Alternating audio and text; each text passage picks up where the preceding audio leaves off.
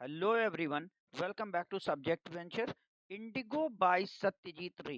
ये हमारी प्रिज्म की स्टोरी है जिस पर आज हम हिंदी में एक्सप्लेनेशन देने जा रहे हैं।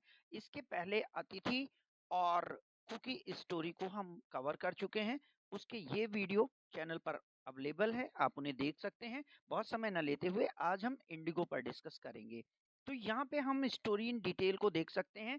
तो ये स्टोरी हमारे प्रोटैगोनिस्ट अनिरुद्ध बोस पर डिपेंड करती है। ये एक बैचलर व्यक्ति है जो 29 की एज का है। इसकी एज को बहुत आपको मायने रखना है क्योंकि इसकी एज से ही बहुत कुछ डिपेंड करता है।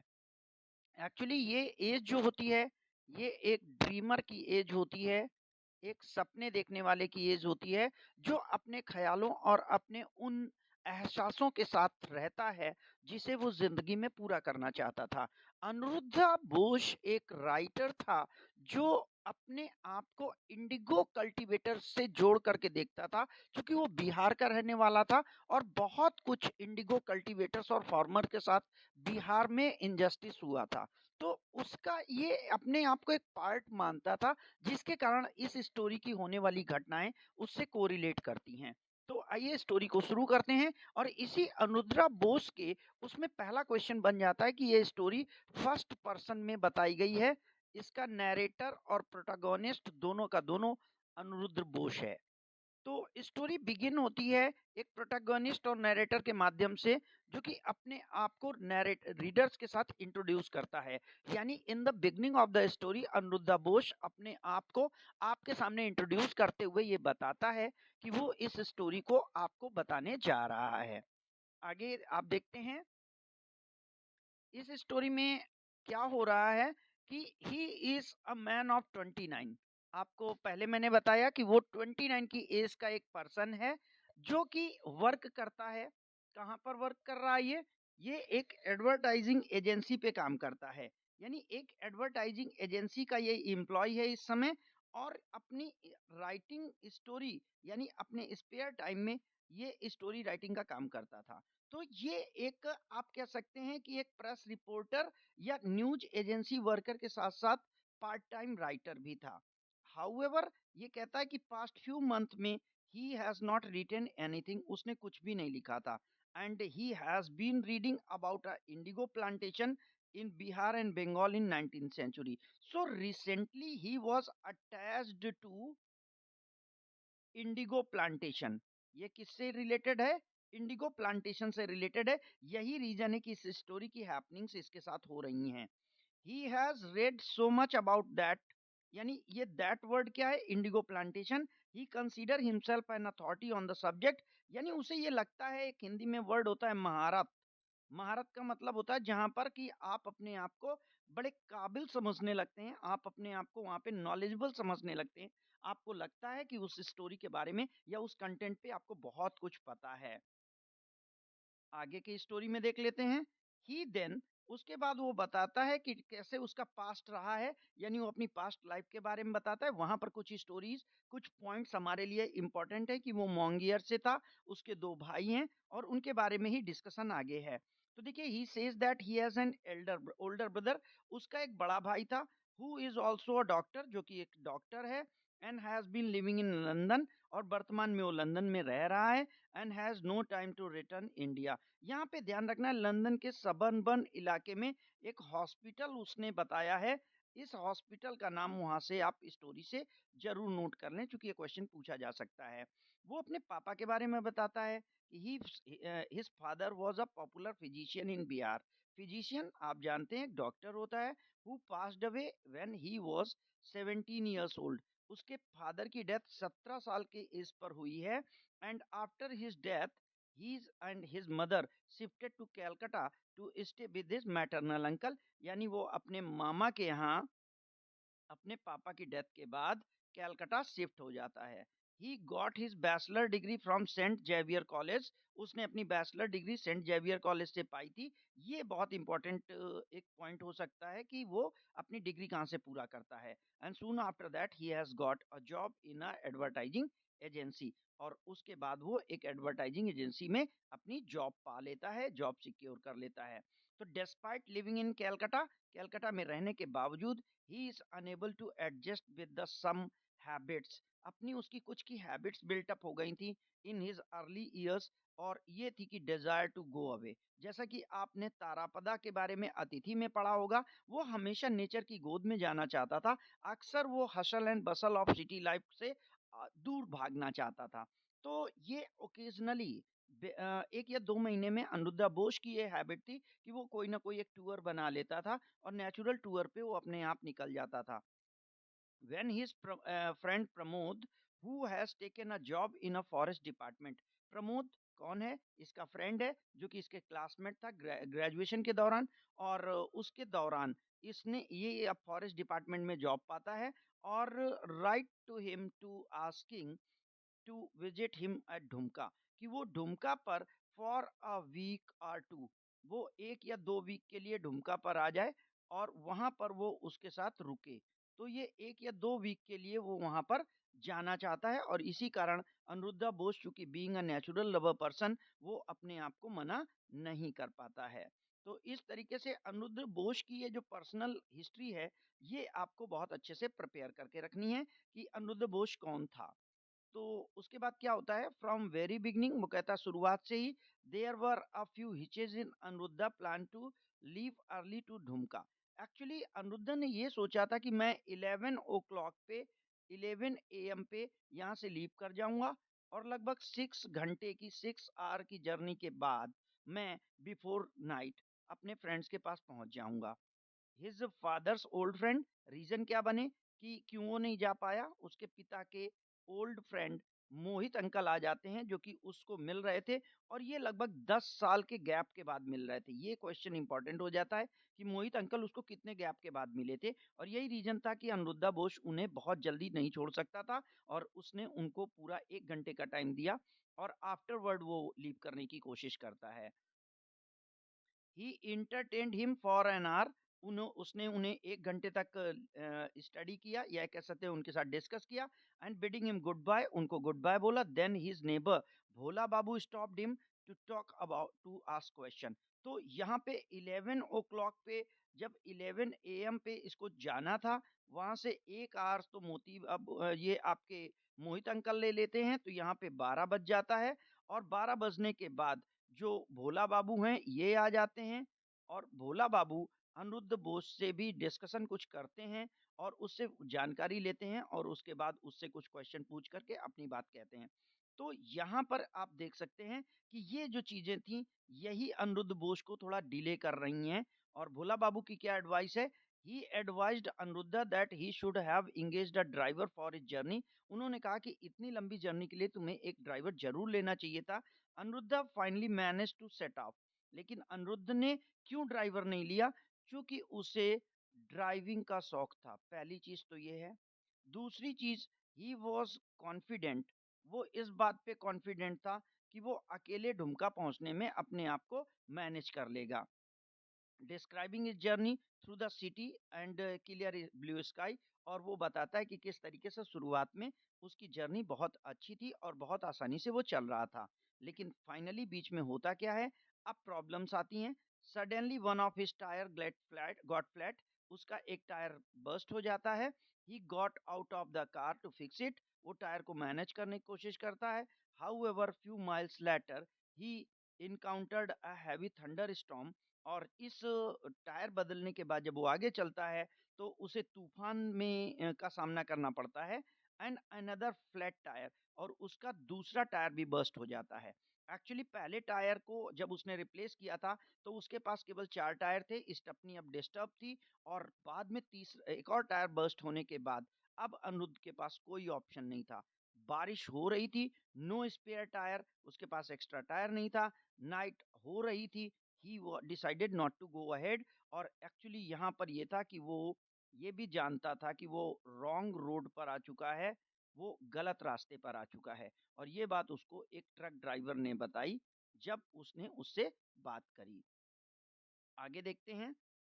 ही realised that he had taken a wrong road, वहां पर उसने देखा कि एक उसने रॉन्ग टर्न ले लिया है and reached a dead and.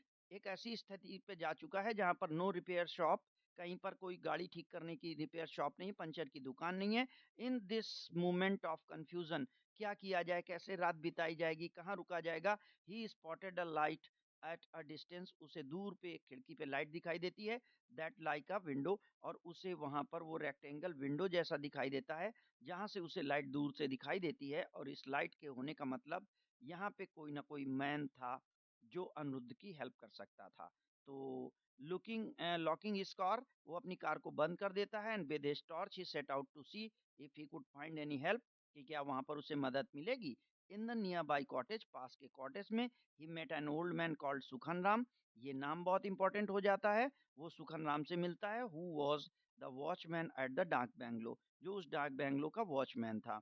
He offered him shelter in the dog bungalow, Sukhan Ram उससे कहता है कि डॉग बैंगलो में आप रह सकते हो, एंड सम चपातीज विद उड़द दाल, और ये उसके खाने के लिए, डिनर के लिए वो मैनेज करता है। और जो अनिरुद्ध को बहुत अच्छी लगती है, क्योंकि मजबूरी थी, उसके पास कुछ और ऑप्शन नहीं था।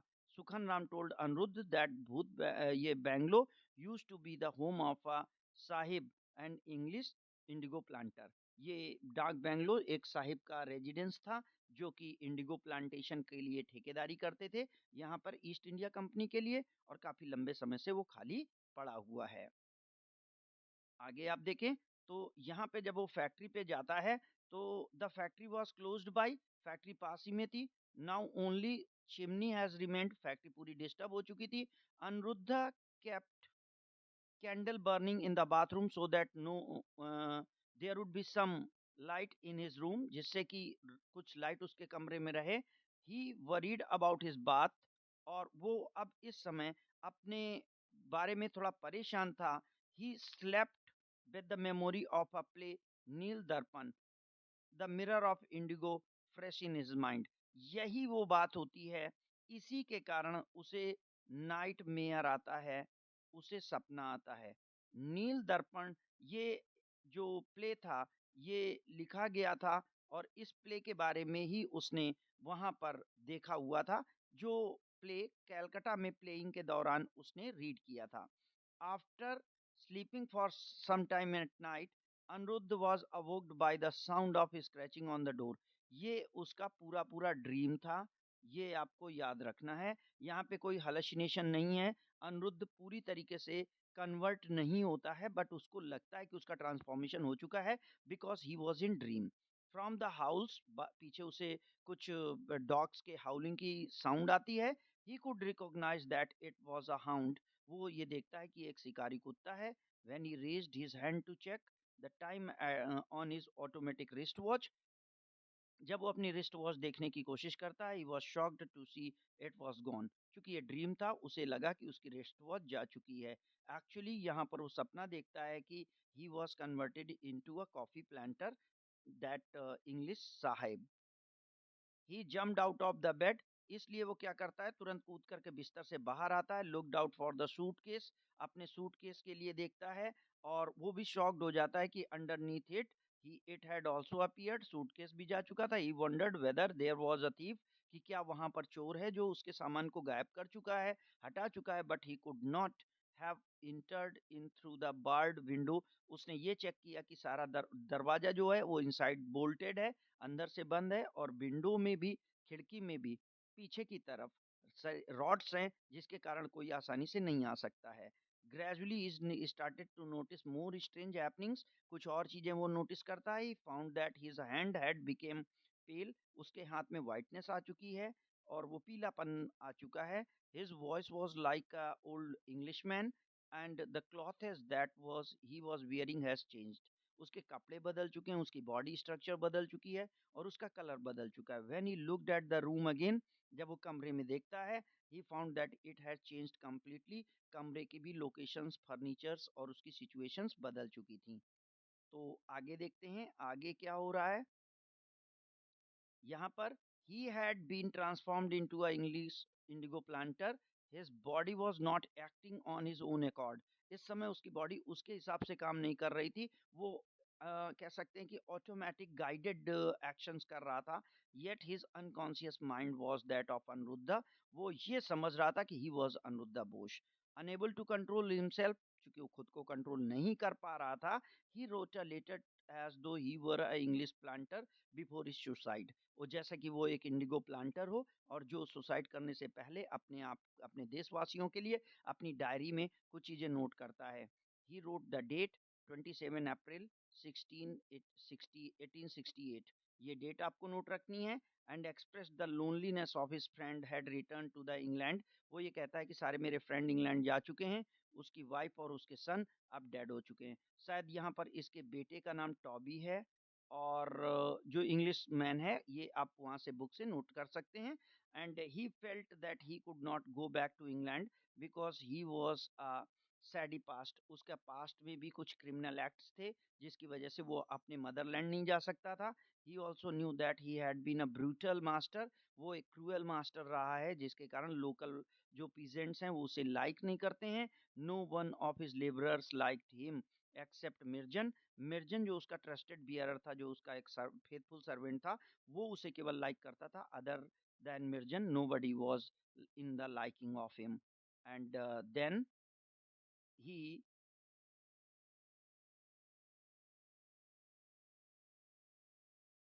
then he knew that he was about to die। वो मरने वाला है। his only worry was his watchdog Resk।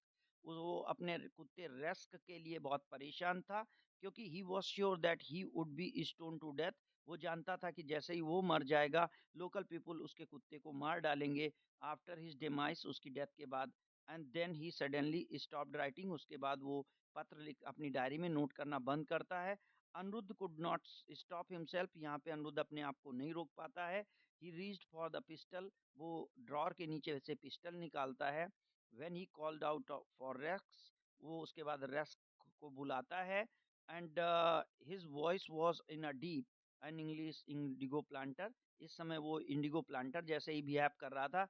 In the heat of the moment he shot his dog dead. उसने अपने वॉच डॉग रेक्स को मार दिया होता है। And the noise causing the चाउज in the direction. और जब ये गन शॉट होता है, पिस्टल का साउंड फायर होता है, तो वहाँ पर जो लोकल पीपल हैं वो अमेज करते हैं कि क्या हुआ वहाँ पर, फैक्ट्री में क्या हुआ, डॉग बैंगलो में गोली चली, क्या हुआ है। तो वहाँ से जो लोकल पीपल हैं वो आए इसके पहले। Then he bolted the door inside. वो अंदर से अपने दरवाजे को बंद करता है। And hold the pistol to his own head. वो अपने सर पर पिस्टल लगा लेता है।